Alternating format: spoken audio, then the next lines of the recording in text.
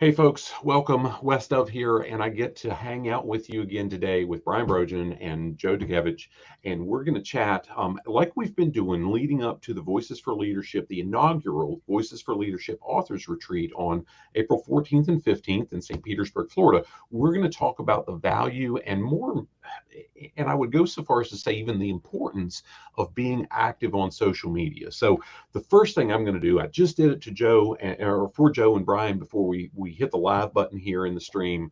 We initially, the three of us, planned this for 1:30 p.m. Eastern time. And I don't even know which day it is right now. So I had them all screwed up. I think I set the time initially for 2:30 on when I set it up on social media. I don't know. So if I've screwed you up out there in social media land, wherever you're seeing the screen, my fault, not theirs. They're the rock stars. And Wes just gunked it up in the process. So I apologize. So, gentlemen, jump on in. Joe, you've put some really, really good notes together that we can follow, and we'll follow your lead, sir. Oh, that's great. Well, thanks, Wes, for hosting this. Hey, you're the man with the power of the switch, and you got us on, so that's great. We appreciate your work on that, and getting this all nice. And hello, Brian. Hey, Joe, haven't you always wanted to go live for a live interview? We've done that several times now, so this is great. It's Yeah. amazing. So check out the other episodes that are out there. There's some great content out there. Great thoughts of how if you're an author, then maybe you're not taking advantage of some of the capabilities, some of the things that you should be leveraging, and so we have some discussions around that. And if you aren't an author, maybe you want to check out this Voices for Leadership event. And Brian, why don't you just give a quick point about the Voices for Leadership community? Yeah, so the Voices for Leadership community, it's a result of a podcast that I've had for over 3 years now, maybe going on 4 years. And we just started asking questions of our guests. And one of the ones we nailed down was, what does leadership mean to you? After hearing that definition so many times, we realized it's unique to everyone. Everybody leads differently and everyone wants to be led differently. And so we asked authors to join us and write volume one. 40 authors came together and wrote some amazing snippets, if you will, just bite-sized pieces of chapters. And we've got a lot of response from that. Then we decided, hey, let's have a monthly phone call and network with our authors. And that became the community where we do a live interview. And Joe coined it Beyond the Book. And so that was amazing. And now we're working on volume two, and at the same time we're having a summit, a retreat in April, less than a month away now. So just some amazing things have happened since we did this and took some action, and it all started because of social media, our topic today. So thank you, Joe, for that little opportunity to talk about something I love. Yeah, and the father of marketing. I mean, it's not all about marketing, right? Social media really is meant in this day and age. It started off as marketing, but it's really about creating relationships. And Seth Godin, I don't know about you, but sometimes I just like the way he coins this stuff, and he has this thought that he says, "How can you squander even one more day not taking advantage of the greatest shifts of our generation? How dare you settle for less when the world has made it so easy for you to be remarkable?" Yeah, that is great. And when I hear you talk about social and what it means today and the changes that have happened, think about it. One of our sessions we talked about networking, and I mentioned how I used to go around and gather business cards. But this social opportunity where we got the World Wide Web and all this influence. Think how far our reach is as a social butterfly now. How far Right. out, John Maxwell likes to say, how far can I go? How far can we go when we have the world at our fingertips through social media? Yeah. Joe, as I hear you share that statement, I was rubbing my nose because I felt like I got punched in it. Um, because in complete transparency, guys, I've never enjoyed social media. I'd rather be doing it. I'd rather be in person. The whole lockdowns of COVID drove me almost bat nuts because I want to be around people. I want to have that engagement person to person. But I also learned from one of the guys that the three of us know and have interacted with, a guy named Christian Simpson. I also learned that, gosh, it's an important tool, and there's different the varying opinions, but how can I be the most intentional about it without just annoying myself on every given day? So Seth Godin's comment you shared, it grabbed me a little bit too, because there's ways I can do better. I feel like we're effective, but there's certainly things I can do better based on what he shared too. It's not about do I like it, it's about what am I doing to impact people around me, and how do I make sure that I'm not just being a turd in the process. Well, there's the good and the bad. There's always this polarity, right? The extremes.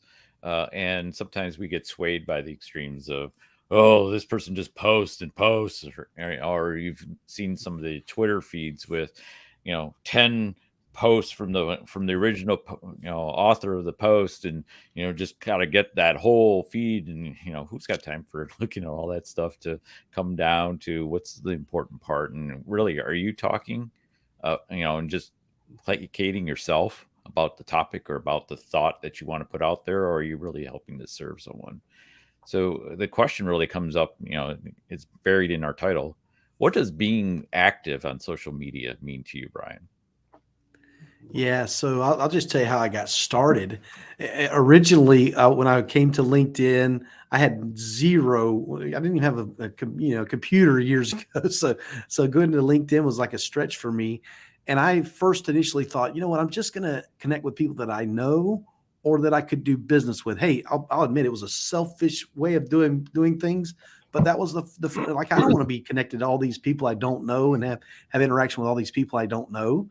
And I got another selfish thing happened. I needed mentors for the ACE Mentor program. This has been almost 10 years ago now. And I started posting pictures and photos and asking people to help me with this thing. And several did. And then I got to realizing the network I actually had, I didn't know that I had. And that just one thing, leads to another, and you start growing your community. And that, for me, that's the way it began. And at first I committed just to finding people to help me with ACE Mentor. And then it grew into, I want to make sure I'm posting a minimum of once a week.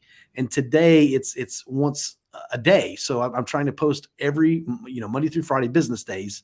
I'm trying to post something every day. So that's my little story. I'd love to hear from Wes, how you got involved with social media, your story. It was really to keep in touch with folks that maybe I don't see very often. And I found there's a high degree of, there's people that I've met throughout my career and even back to high school that thinking, gosh, good people, our lives just go in different directions, right? And it's been a tool. But as we've progressed, and again, I'll go back to what Christian shared, and what I learned from him was I'm never going to compete with Coca-Cola and McDonald's and Nike and Disney, but how can I be visible and intentional about adding value on a routine basis so I can stay top of mind within the sphere of influence, not shoving it down somebody's throat, but at least being top of mind. And that's kind of the approach we've taken. To your point, Brian and Joe, I think you'll share this too.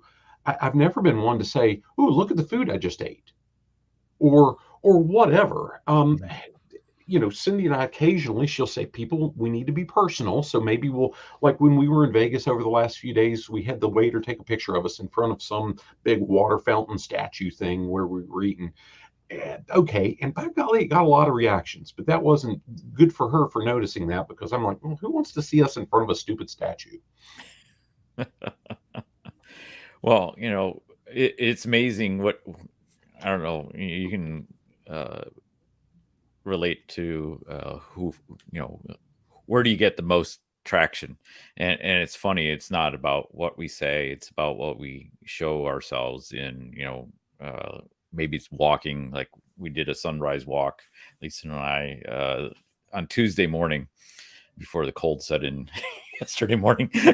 Yeah, real cold, Joe. You're from Wisconsin. Tell us. That's warm, cold, but it's cold for us. It is cold for Florida. I'm already migrated to Florida lifestyle. But one of the things that I think about is, well, there's a nice sunrise. People like sunrises, and they don't necessarily want just a static, oh yeah, tell me about leadership. But whatever we can do to connect. I think social media gives us an easy way to connect. Before we used to have to send letters in the mail, or we send a postcard from where we're at, and then that was limited impact, right?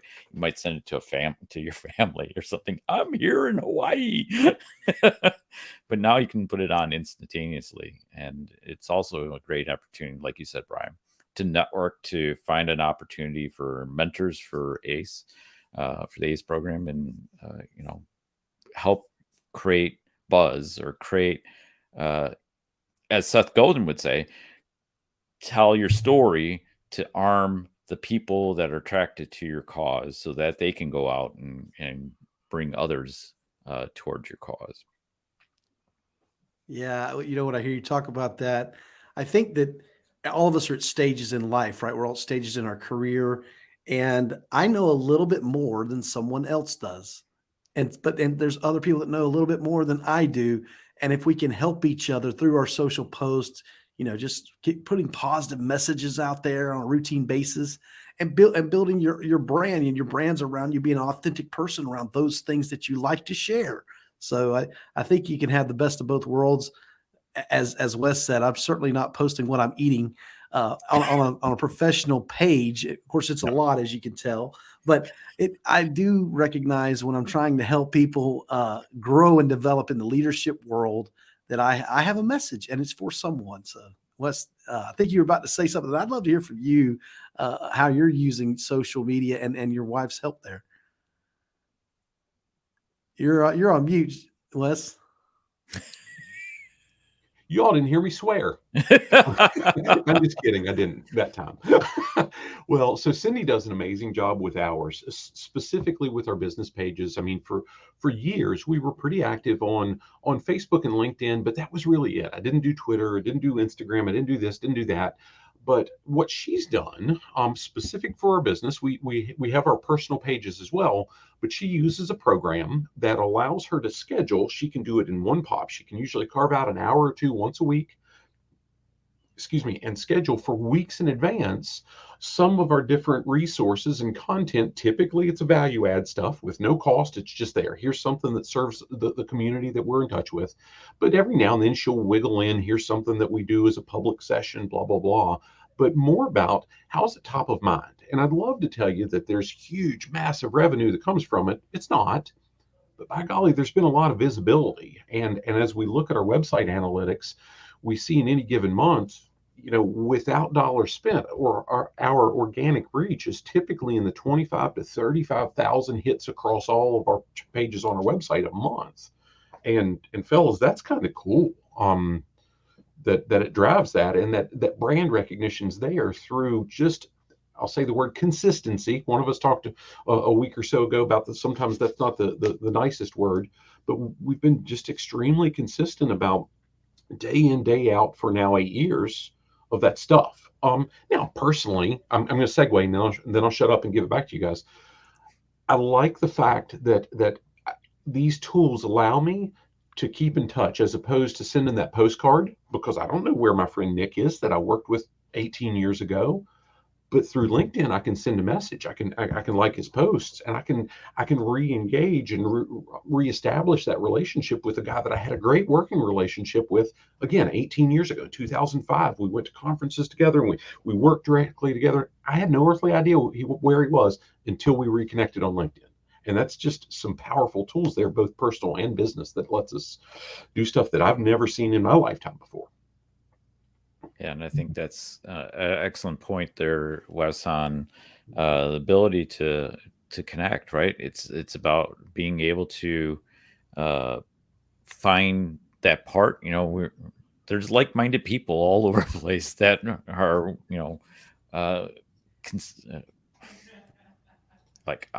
if I talk about strategic leadership, or I talk about empathy, there's people that will recognize, say, oh yeah, empathy, that's missing in my workplace.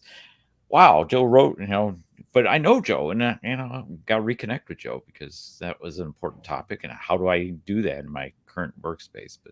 But there's things that are, whether it's Voices for Leaders, ACE program, helping HR managers deliver training programs, right, Wes? There's opportunities. There's people looking for information, even more today because they're not getting it from the workspace. They're just reaching out and saying, "Hey, if I can find a video, I'm going to go find a video and get that looked at, and or podcast or whatever while I'm driving on the road, and I can listen to those podcasts at 2x speed." Or 3x if it's audible. Yeah. I think one of the points that I think about when I posting and such, it's not about just about me putting stuff out, but it's also, like you said, Wes, going and liking their posts, connecting, leaving a message. And so often we'll just spin right on by. And I've had several people just said, "Hey, I've been checking in on your profile." It's like, could you have left a comment? Joe, that brings up, so I want to touch on that from two angles. So one is I've tried to be really, really intentional. I see other folks do it too. If there are folks that are in our network that I'm really engaged with and I support, I might not even read their entire post, but I want to check the like or support button. I might even comment, even if I've not read it, because I want to help with the algorithms Right. and give them a wider reach, because you know what, we're engaged, we care about them. Yeah. The other side is, by golly, my inbox, both on LinkedIn and my business email, both my email addresses, get flooded with, "I was looking at your profile and we think you would be a good candidate for blah, blah, blah, blah, blah." And I'm thinking, I can see. No, you didn't. Liar, liar, pants on fire. Mm-hmm. So the disingenuous stuff is out there too. So, I mean, gosh, that's one of the pieces that I've always tried to be really careful about. You mentioned selling earlier.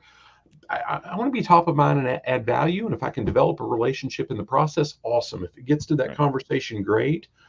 But my goodness, I'm not going to connect and then hammer you about, "Hey, we need to catch up and I need to sell you my stuff." I almost swore again, guys.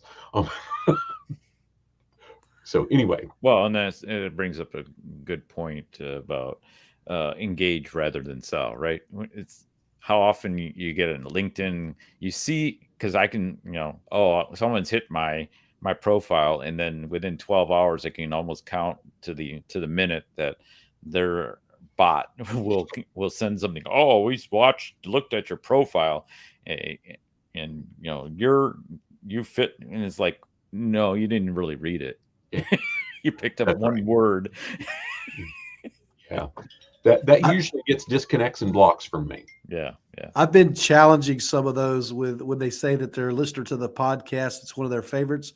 I'm like, well, I'd love to see your rating and review on my profile. Yeah. Because there are many of those. That's like you said, it's just not honest and truthful, and then that's not the kind of followers we want.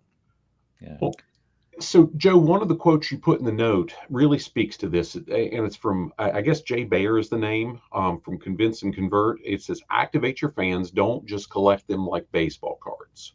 And Brian, you referenced it earlier. One of you guys referenced it earlier about collecting the business cards and having this big stack that you could reshingle the roof with. I think that really emphasizes what we've been saying. Let's engage, let's activate, let's do that. Let's not just have a collection that is like, well, look at me. Well, so who cares? Not too long ago, there was a YouTube influencer is promoting that they had 800,000 followers, and it's like, well, how many people are actually converting, connecting, other than just having a number on your list as to, that you stand out above everybody else? So there's a numbers game, but it's often at the expense of just promoting it to someone that's sponsoring that feed. Well, so to that end, guys, we share a common thread in the John Maxwell community and how much he's impacted us. I remember reading 21 Laws for the first time in 2001. Mm-hmm. And again, when the 10-year anniversary came out, and more recently, I've went through, and matter of fact, I just listened to it on the airplane, the Audible version of 21 Laws, the 25th edition. And in that, he talks about the law of influence. Every leadership is influence, nothing more, nothing less. He talks about, we've got today in society these influencers that have these hundreds of thousands and millions of followers. That's not leadership. just because somebody's tuning in to see if you do something stupid and you break your neck, doesn't mean you're leading them.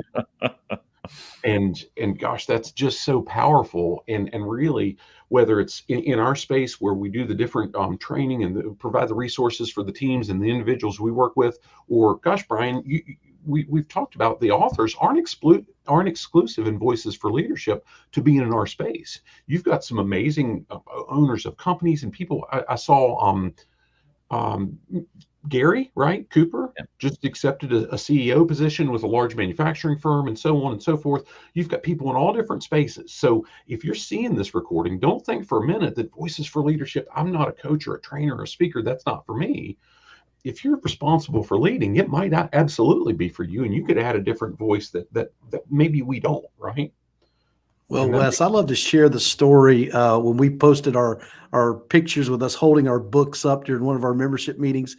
And two women, mothers, shared a picture of their children holding their book and saying, "My mommy's in this book." And to think of the legacy that will, I mean, a printed hard copy book that your child can take and say, "My mommy's in this book," or "My daddy's in this book." It's so much more than just only being having a lot of followers, all these things. There's more to it than that.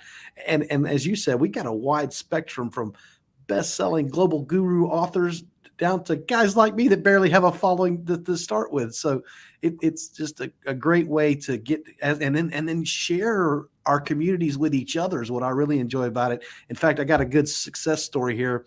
Ryan Batchelor is an author for Volume 2. He has Glenn Gonzalez, a former Air Force pilot that is in Volume 1, being a keynote speaker at the Boeing plant in St. Louis, Missouri, the end of this month.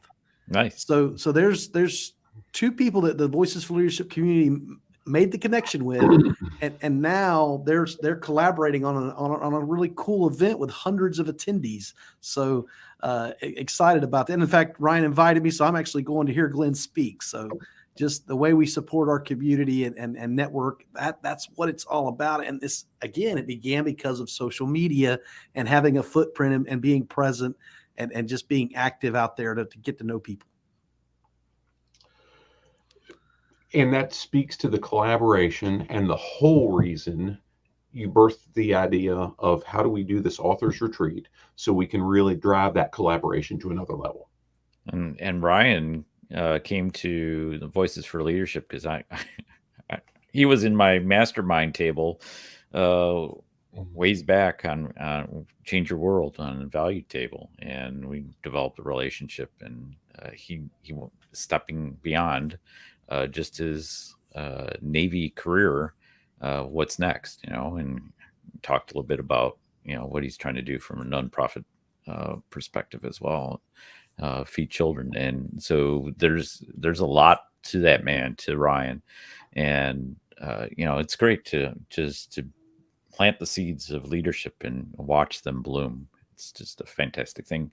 So as we're trying to close or coming to a close here, I wanted to just get this one question.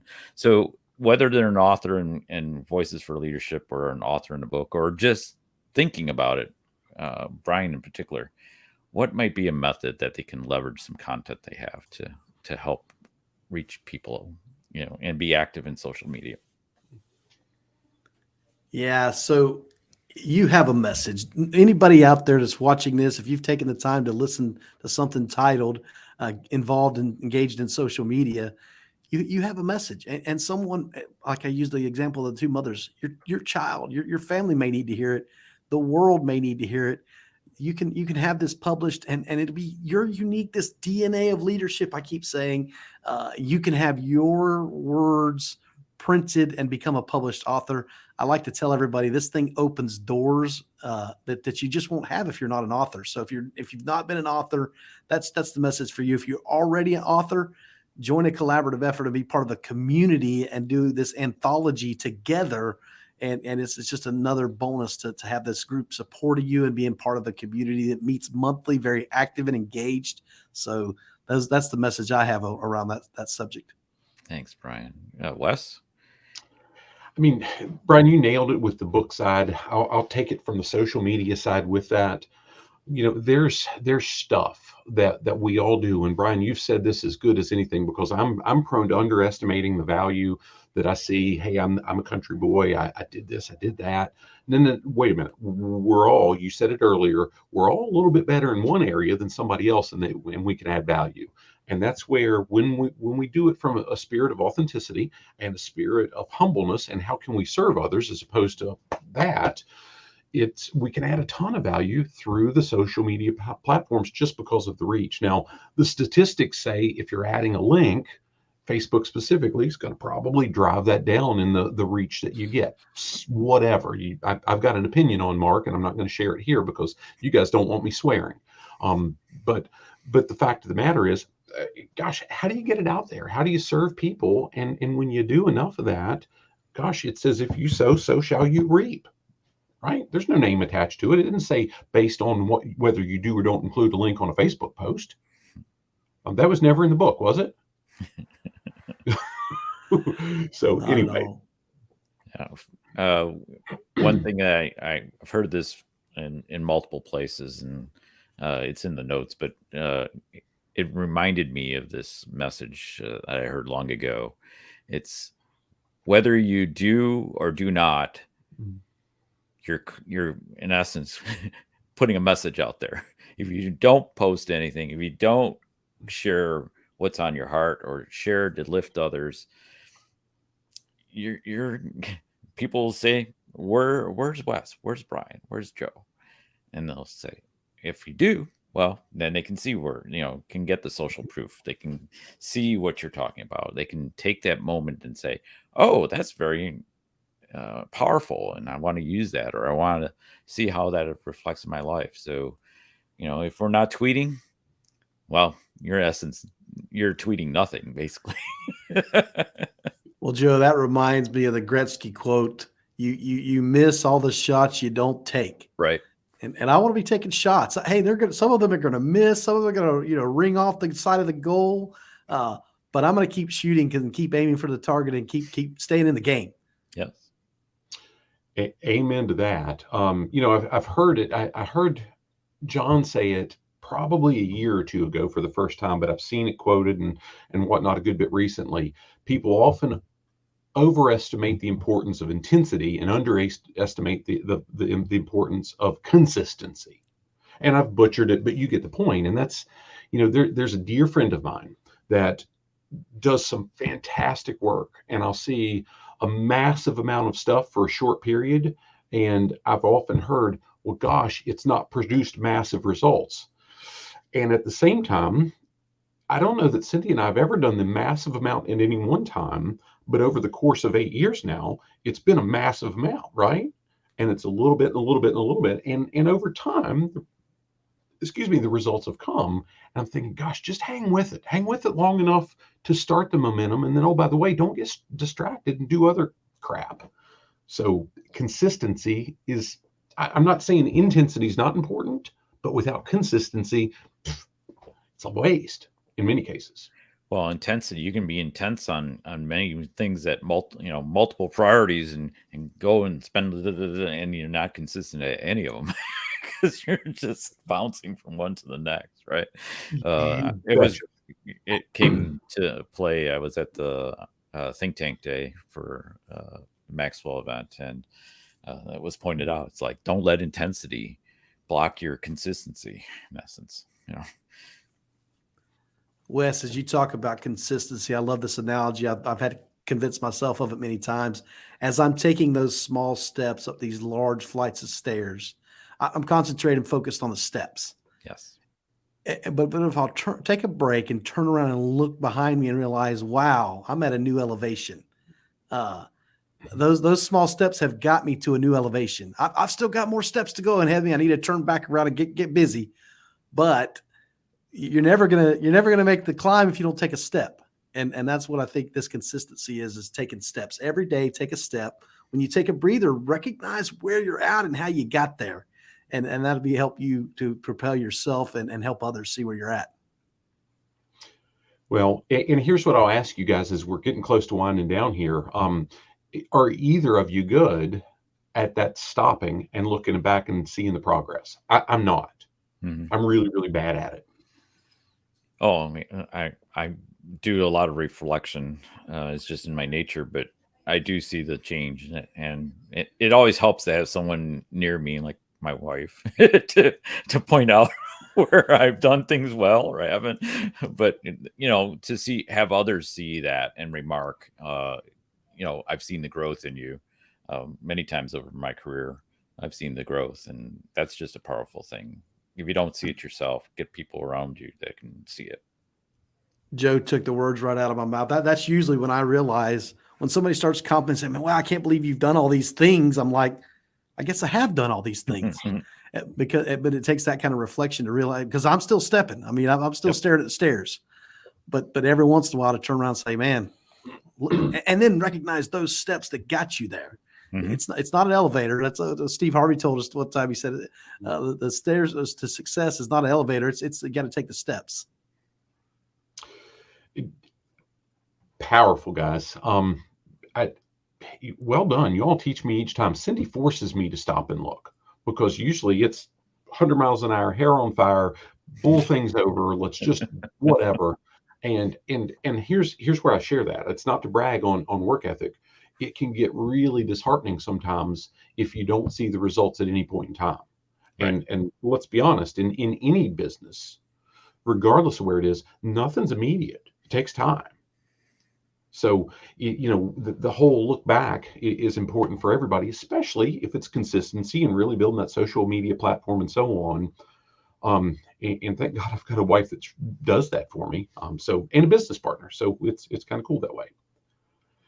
Guys, I'm going to quickly share the screen and the link for the Voices for Leadership retreat registration before, because I don't want to miss doing that, and I almost did. So I apologize there. And hopefully I do it right without breaking anything. And it looks like I'm about to do it right. Boom! I did it right. So Brian, you've added a couple cool things with that. So I see where you've listed best value, and it absolutely is. It's a lot of cool stuff built in there. And I also see where you've added the virtual attendance option for this as well. Absolutely. Yeah. So some of our members asked us, hey, we have international authors in our book. Sometimes I don't say that. That's one of the steps that we made that we don't always recognize. But some of our international authors said, hey, I can't make it to Florida. Give me a virtual option. So we built in this virtual option. Now we're going to have them see the speakers and get portions of the event. Of course, as you and I both love, we love shaking hands and patting people on the back and giving that warm hug. But for this virtual attendance, they're going to get everything they can that we can deliver virtually. So that's it. And again, it was because people asked, and we decided, okay, we're going to give you this. It's a much more absorbable price point for some people. So some people are going to decide to do it that way. You mentioned on our last episode, you said 10 to 15 seats. I looked at it; it's 12. So we have 12 seats available. For those that want to attend in person, the virtual, I want to say it's unlimited, but I probably need to ask the IT folks about how much they can support bandwidth wise. But we could definitely support many virtual registrations. So looking forward to those that will join us that way. And we're gonna engage those people as well. We're gonna make sure they feel involved in the retreat. So I shared in the comments. It looks like it posted to Facebook and Facebook and Indeed. And I'll come back later on and share in the comments to the LinkedIn feed, Facebook and YouTube. That's where it's at. I'll add it to LinkedIn, the registration link as well. So if you're seeing this and you've got questions and so on, I would even recommend going so far as reaching out to Brian personally. Sorry, Brian, if that's sucking up your time and you don't want it, but there you hear it. I would love to speak to anybody that's interested in this retreat. It's our baby, right? We planned this together, and the three of us are just a small representation of 67 people in this group. So definitely, there's more people involved and engaged. So some of them even look better than the three of us do, right? Oh, yeah, that's not a very high bar, my friends. Yeah. So, and the reality is, I mean, the good news is if you don't like me, that's kind of cool, because there's a whole bunch of others that aren't me. If you do like me, well, that's kind of cool too, because we'll be a part of it. So it all works out. Definitely. We're going to have diversity of people, diversity of thought, diversity of experience. again, from global guru, best-selling authors to people that are just getting started in this coaching and training industry. So, we were calling it the Authors Retreat. I did make a change on the page and just call it the Voices for Leadership Retreat, because many of the people that are going to be attending aren't authors, and we want them to become authors, and we want to show them that path. But it's also for coaches and speakers that just want to grow their business and expand their reach. Outstanding. Fellows, anything else that we've want to touch on today while we have this time together? Wes, thank you for hosting these live events for us. You've been a great host, and appreciate you helping us spread the word for this retreat and this community. Absolutely, and I'm guessing we'll do another one. Get that popped up on social media. Create the events so you can join in later on, probably in a week or so. Joe and Brian, thanks for the opportunity. I always enjoy chatting with you guys and sharing here. Any closing comments before I send us packing? Thanks, Wes. Thanks, Brian. Okay. Look forward to seeing everyone soon. Make it a great day, and God bless.